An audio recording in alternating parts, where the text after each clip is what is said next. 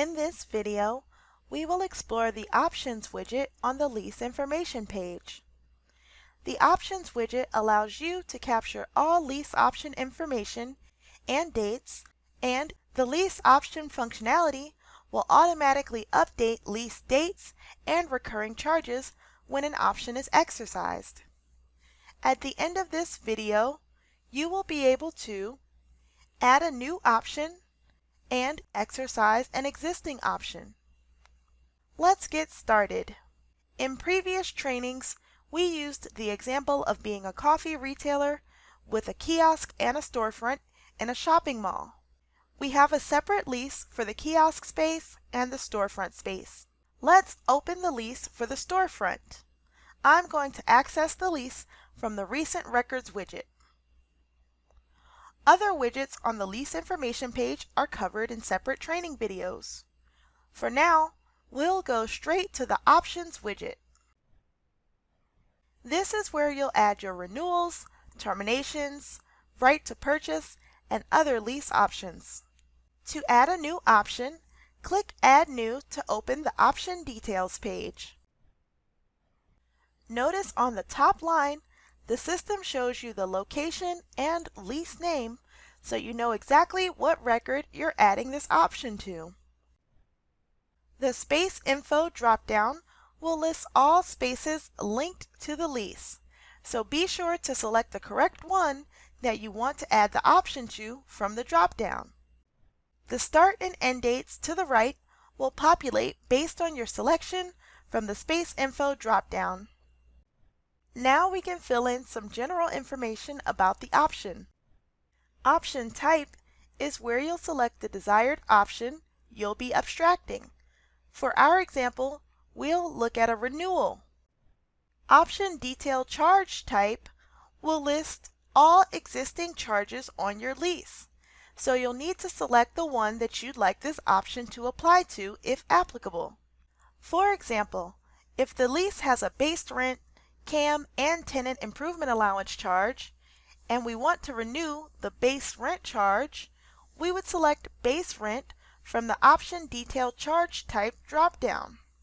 Once you select a charge, the payment type field above will automatically populate with the applicable frequency based on the charge selected. Notice that since making our selections, over on the right, the Option Start and Option Exercise start dates have automatically populated.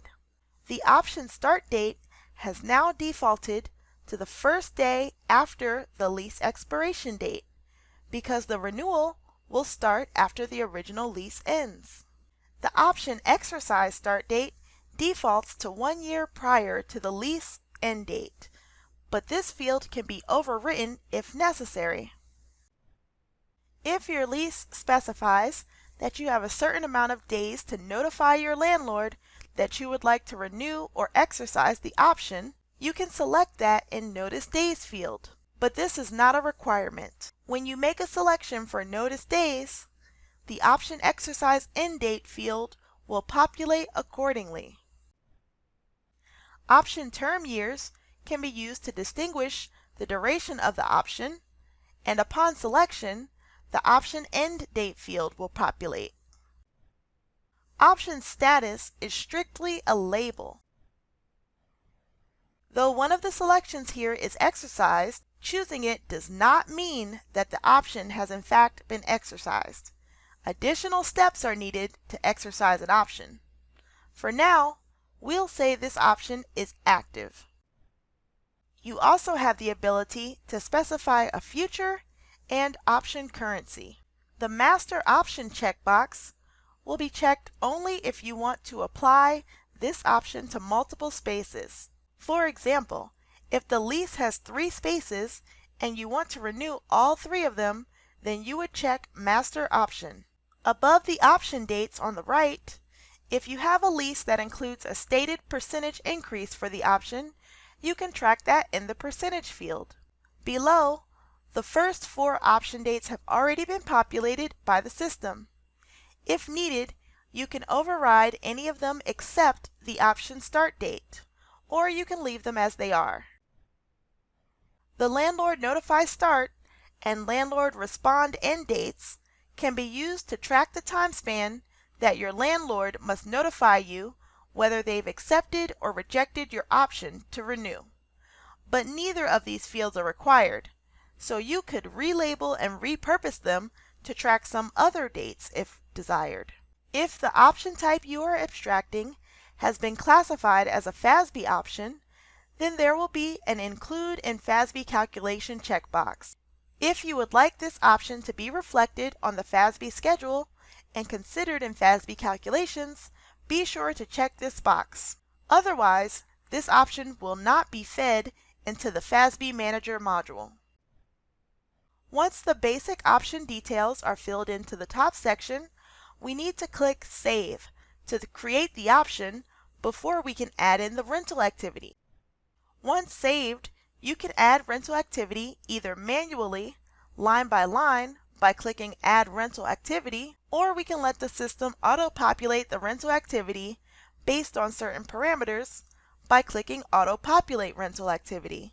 Adding rental activity for an option is the same as adding rental activity for a charge, and this functionality is covered in detail in the Recurring Payments and Receivables training. Lastly, down below there is a Notes field and several other user-defined fields available to track information. Be sure to click the Update button in the top left corner to retain the rental activity entered. Another similarity between the Charge Details page and the Option Details page is the existing Options pop-out menu. Again, this menu becomes visible when you hover over the thick blue bar on the left side of the screen.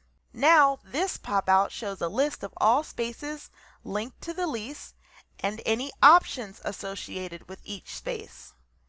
If there were multiple spaces and options shown, you would click the individual options to toggle between the option detail pages of each one. Don't forget, if you like seeing this menu, you can click the pin icon to dock it to the page. Back on the lease information page, in the Options widget, the newly added renewal option is listed. You can view some high-level information here in the widget, click the Type hyperlink to reopen the Option Details page, or click the arrow to the far left of the line item to expand it and view the option rental activity. Now let's say the time has come that the lease is about to expire and we're now ready to exercise our option to renew. To exercise the option, you'll navigate to the Options widget on the Lease Information page and click the Exercise hyperlink on the right.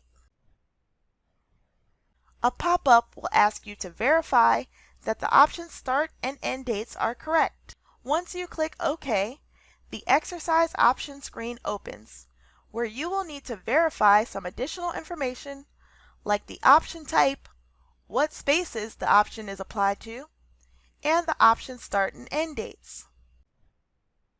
Then you'll need to validate the new lease expiration date, what you'd like the lease status to be once the option is exercised, and the new space end date.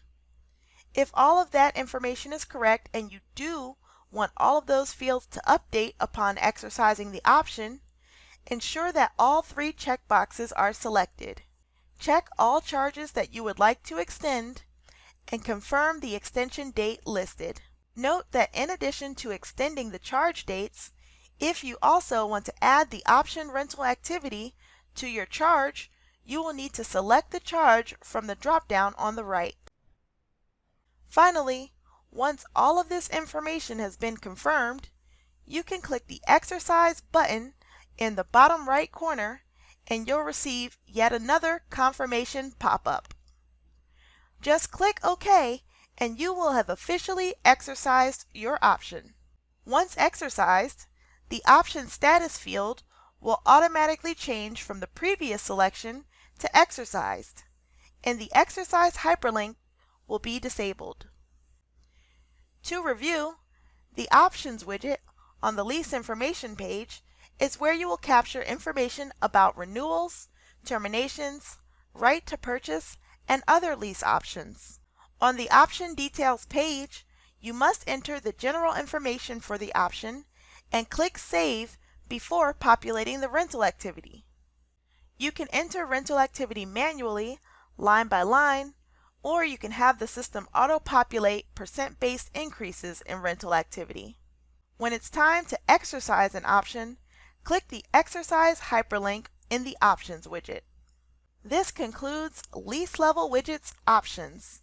Please continue to the next video.